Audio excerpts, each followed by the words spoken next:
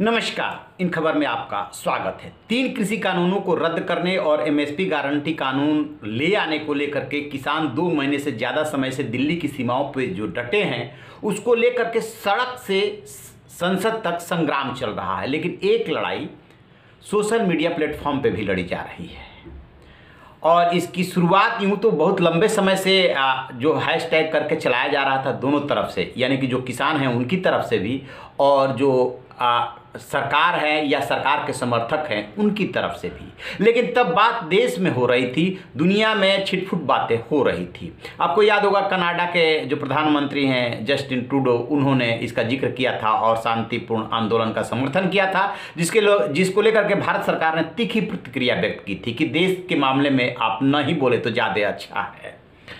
अब क्या हुआ कि जब रिपब्लिक डे के दिन हिंसा हुई, लाल किले पे धार्मिक झंडा फहराया गया, उसके बाद उत्पातियों के खिलाफ कानूनी कार्रवाई शुरू हुई और किसान व सरकार के बीच में वार्ता टूट गई, तो फिर से किसानों ने अपने आंदोलन को एक तरह से धार देना शुरू किया। उसी क्रम में यानी कल वो चक्का जाम का उन्होंने आह्वान किया है, उसकी तैयारी वो कर रहे हैं। इधर संसद में विपक्ष सरकार को घेर रहा है। लेकिन बीच में डेवलपमेंट क्या हुआ कि पॉप सिंगर हैं रिहाना, उन्होंने सबसे पहले ट्वीट किया कि जो इंटरनेट कटा है बॉर्डर पे और जो किसानों का आंदोलन चल रहा है, इसको लेकर के हम चर्चा क्यों नहीं कर रहे हैं। जैसे ही सबसे पहले रिहाना ने ट्वीट किया, इसके बाद रिएक्शन में और उसके समर्थन में ट्वीट होने लगे। तो जो कप्तान है विराट कोहली और जो सचिन तेंदुलकर, बहुत सारी जो शख्सियत हैं भारत की, उन्होंने देश के साथ एकजुटता दिखाई। विराट कोहली ने कहा कि हमें एकजुट रहने का ये समय है, जो भी उनके साथ न्याय होगा होना चाहिए। सचिन तेंदुलकर ने ये कहा कि ये हमारे देश का मसला है, आप इतने बड़े लोकतंत्र के दर्शक हो सकते हैं, इसमें हिस्सेदार नहीं हो सकते, ये हमारे सॉवरेनिटी का मामला है। मतलब उन्होंने साफ साफ झाड़ा कि आप अपने देश तक सीमित रहो। और बहुत सारी शख्सियत ने इसको लेकर के ट्वीट किए। इसी में इरफान पठान ने भी ट्वीट किया, वो भी क्रिकेटर रहे हैं, भारतीय टीम में रहे हैं।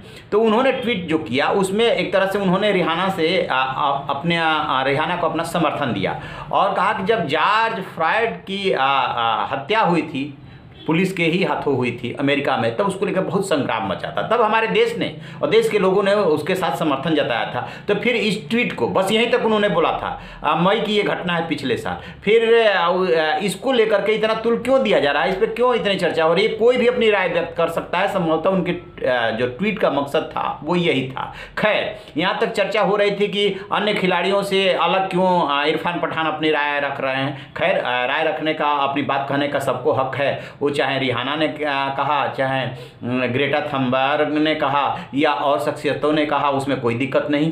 लेकिन आज उन्होंने एक फिर ट्वीट किया और उसमें उन्होंने मीडिया पे तंज कसा है। वो कैमरे में दिखा रहा है, एक कैमरामैन है पीछे और कैमरा से वो शूट कर रहा है। शूट में दिखा रहा है कि 2 लोग हैं, एक व्यक्ति के हाथ में कुछ खुखरी नुमा चाकू नुमा कोई चीज़ है, वो दूसरे पे ताने हुए है। और लेकिन जब मीडिया जब कैमरे के बाहर देखते हैं तो वो सीन पलट जाता है, यानी कि दूसरा व्यक्ति जिस व्यक्ति के हाथ में चाकू होता है, उस व्यक्ति के हाथ में चाकू न दिखा करके दूसरे के हाथ में वो चाकू दिखाते हैं और उस पर ताने रहते हैं। यानी कि वो ये कहना चाहते हैं कि मीडिया जस्ट उल्टा दिखा रहा है, चीज़ों को वो तोड़ दे रहा है।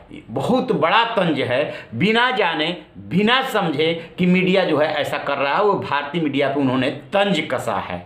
तो अब सबसे बड़ा सवाल ये है कि इरफान पठान को कितनी चीज़ों की समझ है कि जो वो सोचते हैं या जो उनके विचारधारा के लोग जो सोचते हैं वही सही है और दूसरा गलत है। यानी कि आप तंज कस के वही काम तो आप भी कर रहे हो। आपने जिस तरीके से ये शो किया उसमें ऐसा तो है नहीं कि आपने लिखा कि कुछ मीडिया या और मीडिया या कुछ भी, आपने तो पूरी मीडिया को एक ही लाठी से हाँक दिया। बस आपको सही पता है, बाकी किसी को सही पता नहीं है। संसद में जब कृषि मंत्री नरेंद्र सिंह तोमर जवाब देने के लिए आए तो उन्होंने कहा कि 20-22 राज्यों ने कंट्रेक्चुअल फार्मिंग को लेकर के कानून बना रखा है, उसमें से एक पंजाब भी है। पंजाब इकलौता देश का राज्य है जहां पे कि किसानों की तरफ से गलती होने पे उनको जेल भेजने और 5 लाख तक जुर्माना करने का कानून में प्रावधान है। जबकि केंद्र सरकार ने जो कानून बनाया है कंट्रेक्चुअल फार्मिंग के लिए, उसमें न तो किसानों की जेल भेजने की बात है, न जुर्माने की बात है, बल्कि जो व्यापारी उनका सौदा करके और पीछे हटेगा उसे पूरा भुगतान करना पड़ेगा। किसानों के ऊपर कोई लायबिलिटी नहीं डाली गई है। तो बिना बात को जांचे समझे जिसको जो मन में आ रहा है सोशल मीडिया के थ्रू अपनी बात रख रहा है, उसको तिल कील का ताड़ बनाया जा रहा है। तो गलतियां दोनों तरफ से हो रही है, जिसको कोई मानने को तैयार नहीं है। चलिए देखते हैं कि कल चक्का जाम में क्या होता है। तो आप रहिए ना बेखबर, देखते रहिए इन खबर। Thank you. इन खबर चैनल को सब्सक्राइब करें।